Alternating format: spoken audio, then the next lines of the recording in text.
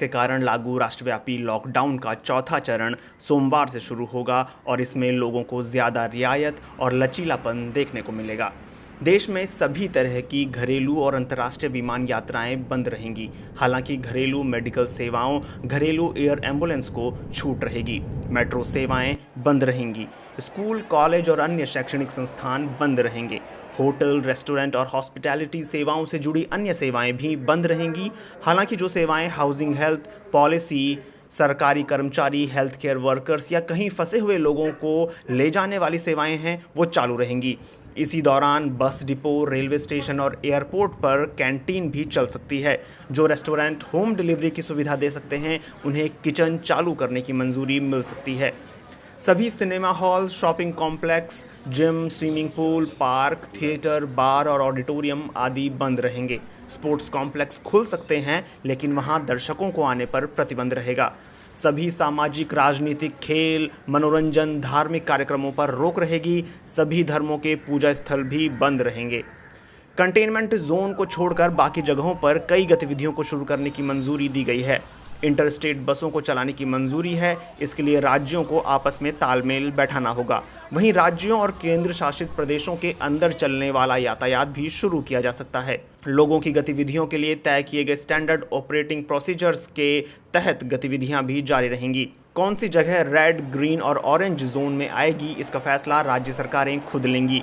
यह फैसला करते हुए उन्हें स्वास्थ्य मंत्रालय के मानकों का ध्यान रखना होगा। रेड और ऑरेंज जोन में कौन से इलाके कंटेनमेंट जोन और बफर जोन में आने चाहिए, इसका फैसला जिला प्रशासन करेगा। कंटेनमेंट जोन में सिर्फ आवश्यक सेवाओं को ही चालू रहने की मंजूरी रहेगी।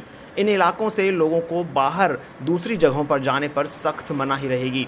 हालांकि मेडिकल इमरजेंसी की हालत में दूसरी जगह जाया जा सकता है। कंटेनमेंट जोन में घर घर जाकर सर्विलांस किया जाएगा। सभी जगहों पर आवश्यक सेवाओं को छोड़कर शाम 7 बजे से सुबह 7 बजे तक बाहर घूमने की मनाही रहेगी। स्थानीय प्रशासन इस दौरान इलाके में धारा 144 को सख्ती से लागू करेगा। निर्देशों में यह भी कहा गया है कि 65 साल से ज़्यादा बुजुर्ग लोग, बीमार, गर्भवती महिलाएं और 10 साल से कम उम्र के बच्चे बहुत ज़रूरी काम होने पर ही घर से बाहर निकलें, वरना घरों के भीतर ही रहें। ऐसा भी कहा गया है कि जिन गतिविधियों पर अलग से पाबंदियां लगाई गई हैं, उनके अलावा बाकी सभी की इजाज़त होगी। हालांकि कंटेनमेंट जोन में केवल ज़रूरी कामकाज की इजाज़त रहेगी। ये भी कहा गया है कि राज्य और केंद्र शासित प्रदेश हालात का जायजा लेते हुए कुछ खास जोन में गतिविधि विशेष पर रोक लगा सकते हैं।